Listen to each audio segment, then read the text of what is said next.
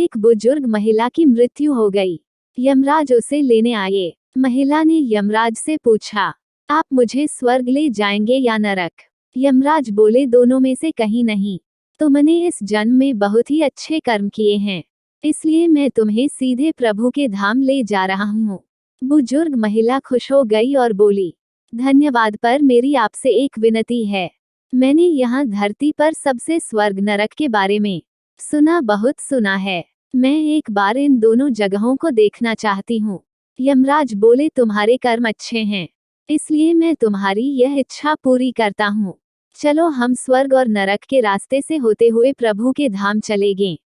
दोनों चल पड़े। सबसे पहले नरक आया।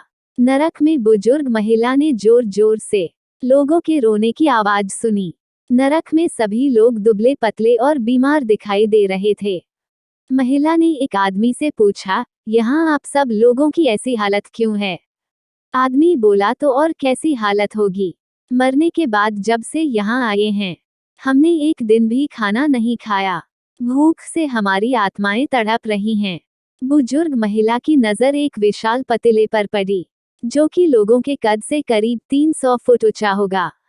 उस पतीले के ऊपर एक विशाल चम्मच लटका हुआ था। उस पतीले में से बहुत ही शानदार खुशबू आ रही थी। बुजुर्ग महिला ने उस आदमी से पूछा, इस पतीले में क्या है? आदमी मायूस होकर बोला, ये पतीला बहुत ही स्वादिष्ट खीर से हर समय भरा रहता है।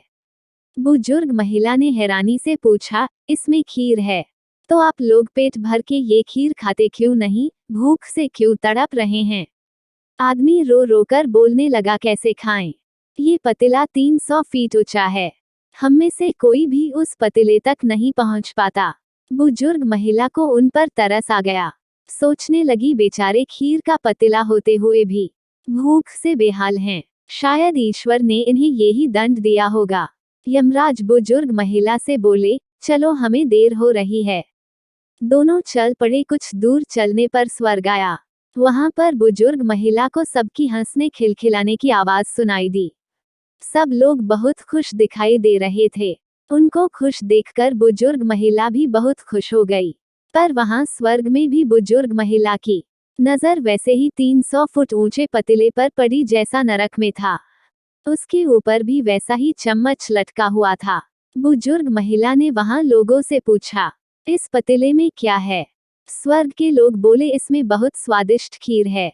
बुजुर्ग महिला हैरान हो गई। उनसे बोली, पर ये पतीला तो 300 फीट ऊंचा है, आप लोग तो इस तक पहुंच ही नहीं पाते होंगे। उस हिसाब से तो आप लोगों को खाना मिलता ही नहीं होगा। आप लोग भूख से बेहाल होंगे।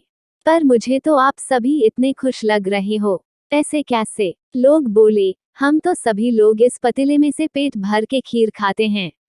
महिला बोली, पर कैसे? पतीला तो बहुत ऊंचा है। लोग बोले, तो क्या हो गया, पतीला ऊंचा है तो यहाँ पर कितने सारे पेड़ हैं। ईश्वर ने ये पेड़ पौधे, नदी, झरने हम मनुष्यों के उपयोग के लिए तो बनाए हैं। हमने इन पेड़ों की लकी ली, उसको काटा, फिर लकड़ियों के टुकड़ों को जोड़ के विशाल सीढ़ी का निर्माण किया। उस लकड़ी की सीढ़ी के सहारे हम पतीले तक पहुँचते हैं और सब मिलकर खीर का आनंद लेते हैं। बुजुर्ग महिला यमराज की तरफ देखने लगी। यमराज मुस्काए बोले, ईश्वर ने स्वर्ग और नरक मनुष्यों के हाथों में ही सौंप रखा है। चाहे तो अपने लिए नरक बना लें, चाहे तो अपने लिए स्वर्ग। ईश्वर ने सबको एक समान हालातों में डाला है। उसके लिए उसके सभी बच्चे एक समान हैं, वो किसी से भेदभाव नहीं करते। वहां नरक में भी पेड़ पौधे सब थे, पर वो लोग खुद ही आलसी हैं। उन्हें खीर हाथ में चाहिए। वो कोई कर्म नहीं करना चाहते, कोई मेहनत नहीं करना चाहता, इसलिए सब भूख से बेहाल हैं। यही तो ईश्वर की बनाई इस दुनिया का नियम है। जो कर्म करेगा, मेहनत करेगा, उसी को मीठा फल खाने को मिलेगा। अर्थात स्वर्ग एवं नरक आपके हाथ में ही हैं।